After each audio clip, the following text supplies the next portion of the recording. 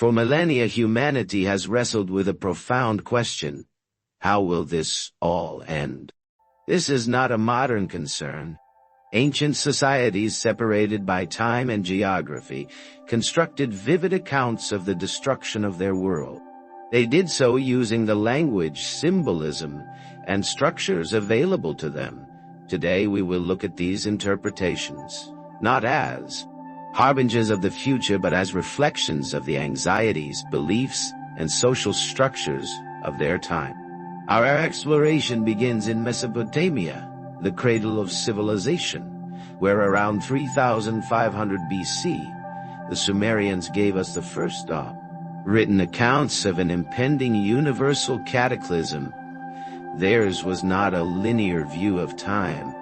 Instead, they saw existence as a cycle of creation, destruction, and renewal. The epic poem Atrahasis details the great flood sent by the gods, punishment for humanity's noise. The gods' decision is not random. It reflects a social concern. The proper balance must be maintained.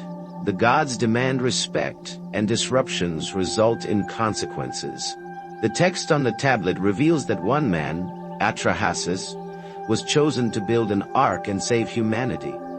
This motif, a chosen individual saving a chosen life, recurs in later apocalyptic narratives, revealing a basic human hope for salvation.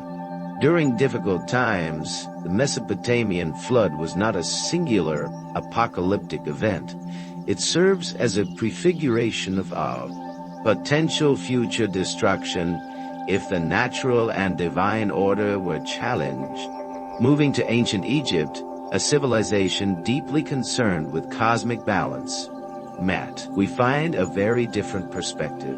Their understanding of the end was less concerned with total annihilation and more with a reversal of order. The pyramid texts and later the Book of the Dead speak of a time when the sun god Ra would weaken and the forces of chaos, Apep, would attempt to consume all of creation rather than flood or fire. It is a return to a primordial state. This end was not permanent but a temporary disruption. The pharaoh, as the divine representative, had the responsibility of maintaining Mat by performing rituals that would aid in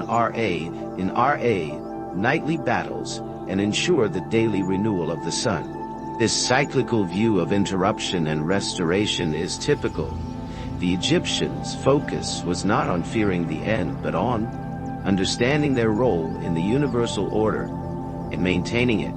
The civilizations of the Aegean region during the Bronze Age, influenced by natural events, also had their interpretations. The massive volcanic eruption of Thera, modern Santorini, around 1600 BCE had widespread effects. Although there is no single apocalyptic text, we see the devastation reflected in myths and legends. The collapse of these powerful centers of commerce and culture contributed to a period of widespread instability. This event may have shaped the myths and legends of destructive events such as the Great Flood or the Titanomachy, revealing the ancient world's direct experience with environmental devastation and human interpretation of it. The ancient Greeks did not have a single unified apocalyptic vision, but several. Hesiod, in his works and days, outlined days. 5 ages of man, each successively less divine.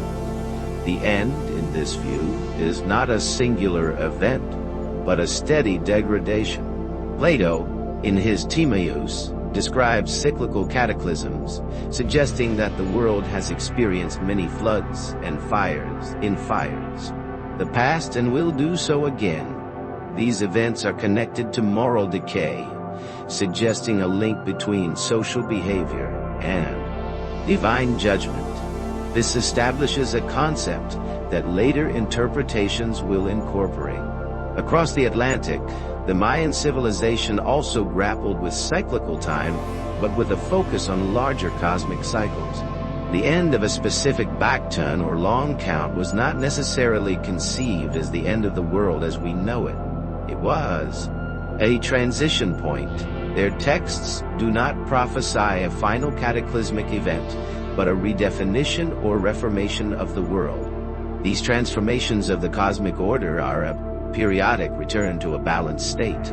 Ancient India offered yet another approach, using the concept of yugas, cycles of time that move from an age of perfection to one of moral decay, with a final cataclysmic destruction at the end.